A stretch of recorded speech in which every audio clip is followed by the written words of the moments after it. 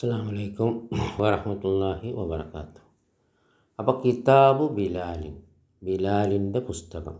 Okay, അപ്പോൾ ഇതിൽ കിതാബാണെന്ത് മുലാഫ്. കാരണം നമ്മൾ പഠിച്ചു ആദ്യത്തെ നാമമാണെന്ത് മുലാഫ്. അതിൻ്റെ പിന്നിലേക്ക് വരാൻ പോകുന്ന നാമത്തിലേക്ക് ചേർക്കപ്പെട്ട ആദ്യത്തെ നാമം അതാണ് മുലാഫ്. അപ്പോൾ ഇവിടെ മുലാഫ് ഏതാ? കിതാബു. ഓക്കെ, അപ്പോൾ മുലാഫ് എന്താകാം? മർഫു ആകാം. അപ്പോൾ ഇപ്പോൾ നമ്മൾ പഠിക്കുന്ന കിതാബു മർഫു ആണ് അല്ലേ, ലമ്മത്താണ്. അപ്പോൾ മർഫു ആണ് കിതാബു മുലാഫ്. ഈ കിതാബു ചില അവസരങ്ങളിൽ എന്താകാം? മൻസൂബും ആകാം. അത് ശ്രദ്ധിക്കണം. കിതാബ എന്നാകാം. അപ്പോൾ കിതാബ മുഹമ്മദിനും ആകാം. ഓക്കെ, അതിൻ്റെ പിന്നെ ജുംലക്കനുസരിച്ച് അത് നമ്മൾ ഇൻഷാ അല്ലാഹ് പിന്നെ പഠിക്കും. ഇനി ചില അവസരങ്ങളിൽ എന്താകാം? മജ്റൂറാകാം. മജ്റൂർ കിതാബി മുഹമ്മദിൻ. അപ്പോൾ നമ്മൾ ഹർഫ് ജർ ഓൾറെഡി പഠിച്ചു.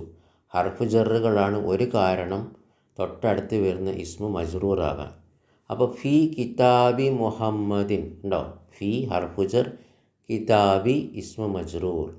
ഓക്കെ, അപ്പോൾ ഫി കിതാബി മുഹമ്മദ് എന്ന് പറഞ്ഞാൽ മുഹമ്മദിൻ്റെ പുസ്തകത്തിൽ അല്ലേ. ഫി എന്ന് പറഞ്ഞാൽ നമ്മൾ ഒരർത്ഥം പഠിച്ചത് ഇല്ലാണ്. അപ്പോൾ ഫി വന്നാൽ എന്താവും? കിതാബി എന്നാവും. ഓക്കെ, അത് നമുക്ക് എളുപ്പത്തിൽ മനസ്സിലാക്കാം. അതുപോലെ വേറെ ഇതേപോലത്തെ കാരണങ്ങൾ വന്നാൽ കിതാബു എന്താവും? കിതാബ എന്നാവും. ആ ഇൻഷാ അല്ലാഹ് നമ്മൾ പഠിക്കും. അപ്പോൾ അത് ശ്രദ്ധിക്കണം.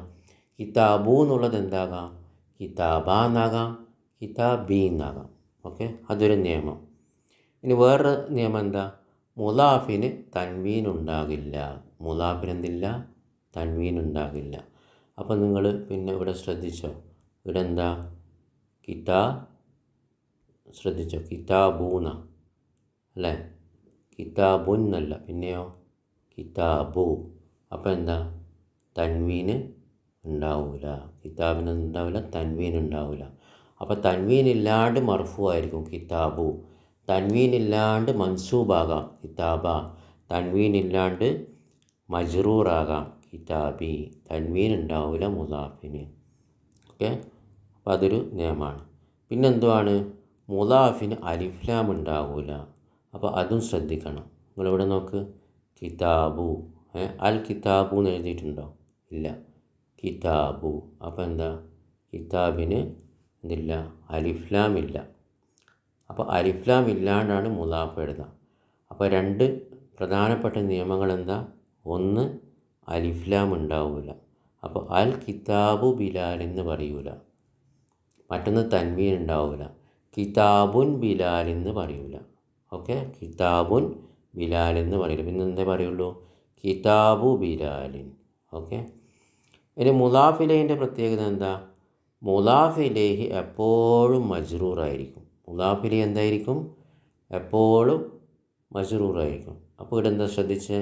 ഇവിടെ ബിലാലിനാണ് മുലാഫ് ഇലൈഹി അല്ലേ, ബിലാലിൻ. ഇനി നോക്ക്, മജ്റൂറാണ് ബിലാലിൻ. അപ്പോൾ കിതാബു ബിലാലെന്ന് പറയൂല. കിതാബു ബിലാലെന്ന് പറയൂല. പിന്നെന്തേ പറയുള്ളൂ? കിതാബു ബിലാലിന്നേ പറയുള്ളൂ. ഓക്കെ, കിതാബു ബിലാലിന്നേ പറയുള്ളൂ. പിന്നെന്താ പ്രത്യേകത? അപ്പോൾ എപ്പോഴും മജ്റൂറായിരിക്കും. പിന്നെന്താ? തൻവീൻ ഉണ്ടാകാം. ബിലാലിൻ കണ്ടോ, തൻവീൻ ഉണ്ട്. ഇനി അലിഫ്ലാം ഉണ്ടാകാം.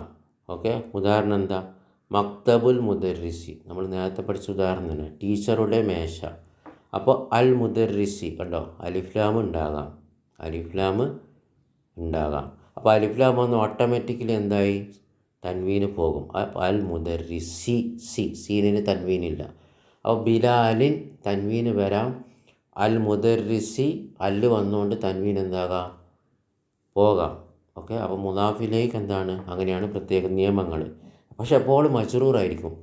മക്തബുൽ മുദർരിസ എന്ന് പറയൂല, മക്തബുൽ മുദർരിസു എന്ന് പറയൂല. പിന്നെ എന്തേ പറയുള്ളൂ?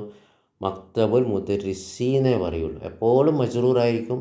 ആ മജ്റൂറായ കസ്റത്ത് അലിഫ്ലാം വന്നാൽ തൻവീന് പോകും. ഇനി തൻവീന് വരേണ്ട സ്ഥാനങ്ങളിൽ ഇൻഷാ അല്ലാഹ് നമ്മൾ വിശദമായി പിന്നെ പഠിക്കും. തൻവീന് വരും. അതിലൊരു ഉദാഹരണമാണ് കിതാബു ബിലാലിൻ, തൻവീന് വന്നു. അപ്പോൾ എന്താ അല്ല് വന്ന അതിൻ്റെ അർത്ഥം എന്താ? അപ്പോൾ മാരിഫയാകാം. ഇനി നെക്കിറി ആകാൻ പറ്റുമോ? മുദാഫിലേക്ക് നെക്കിറിയും ആകാം. അപ്പോൾ അല്ലില്ലാണ്ട് എഴുതി നോക്ക്. മക്തബു മുദർരിസിൻ, ഏതൊരു ടീച്ചറിൻ്റെയും മേശ. ഓക്കെ, അപ്പോൾ മക്തബുൽ മുദർരിസി എന്ന് പറഞ്ഞാൽ അലിഫ്ലാം വന്നാൽ നമുക്ക് പരിചയമുള്ള ടീച്ചറിൻ്റെ പേശ, അറിയപ്പെട്ട ടീച്ചറിൻ്റെ മേശ. മക്തബു അലിഫ്ലാം ഇല്ലാണ്ട് നെക്കിറി ആയാലോ ഏതൊരു ടീച്ചറിൻ്റെയും മേശയാകാം. ഓക്കെ, അപ്പോൾ എന്താ? മക്തബു മുദർരിസിൻ. അപ്പോൾ അലിഫ്ലാം പോയാലോ തൻവീന് വരും, കണ്ടോ? സിൻ, മുദർരിസിൻ, അപ്പോൾ നക്കിറ. ഓക്കെ, അപ്പോൾ ഇതാണ് മുദാഫിലേൻ്റെ നിയമങ്ങൾ. മുദാഫിൻ്റെ നിയമങ്ങൾ എന്താ? അലിഫ്ലാം ഉണ്ടാവില്ല, എഴുതാൻ പാടില്ല അലിഫ്ലാം. നിങ്ങൾക്ക് ഇന്ത്യയുടെ എന്നുള്ള അർത്ഥത്തിൽ മലയാളത്തിൽ കിട്ടുന്ന അർത്ഥത്തിൽ അറബിയിൽ എഴുതണമെങ്കിൽ, ഉടമസ്ഥനും ഉടമസ്ഥപ്പെട്ട വസ്തു അങ്ങനെ എഴുതണമെങ്കിൽ എങ്ങനെ വേണം? ആ മുദാഫ്, ഉടമസ്ഥപ്പെട്ട വസ്തു, അതിന് അലിഫ്ലാം ഉണ്ടാകാൻ പാടില്ല, തൻവീൻ ഉണ്ടാകാൻ പാടില്ല. ഓക്കെ, ഇനി അതിൻ്റെ അടയാളം, അവസാന അക്ഷരത്തിൻ്റെ മുകളിൽ വരുന്ന അടയാളം, ഒന്ന് തൻവീൻ ഉണ്ടാകാൻ പാടില്ല, രണ്ടെന്താ? അത് മർഫൂ ആകാം, മൻസൂബാകാം, മജ്റൂറാകാം. അപ്പോൾ കിതാബാന്നാകാം, കിതാബൂന്നാകാം, കിതാബീന്നാകാം. ഇതാണ് മുദാഫിൻ്റെ നിയമങ്ങൾ. മുദാഫിലെ എന്താണ് നിയമങ്ങൾ? എപ്പോഴും മജ്റൂറായിരിക്കും, അത് മർഫൂ ആവില്ല, മൻസൂബാവില്ല. പിന്നെന്താണ്?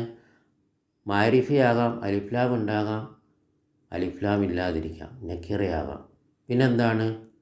അതിന് തൻവീൻ ഉണ്ടാകാം, തൻവീന് ഇല്ലാതിരിക്കാം, പക്ഷേ എപ്പോഴും മജ്റൂറായിരിക്കും. മുദാഫിലെ ഉടമസ്ഥൻ, അതെന്താവില്ല? മർഫൂ ആവില്ല, മജ്റൂറാവില്ല. അപ്പോൾ ഇതാണ് ഇന്ത്യ ഉടേ എന്നുള്ള അർത്ഥത്തിൽ നിങ്ങൾക്ക് അറബിയിൽ എഴുതണമെങ്കിൽ ഈ നിയമങ്ങൾ പാലിക്കണം. ആ നിയമങ്ങൾ പാലിച്ചിട്ട് നിങ്ങൾ അറബിയിൽ എഴുതിയാലാണ് എന്ത്? ഇന്ത്യ ഉടേ എന്നുള്ള അർത്ഥം കിട്ടാം.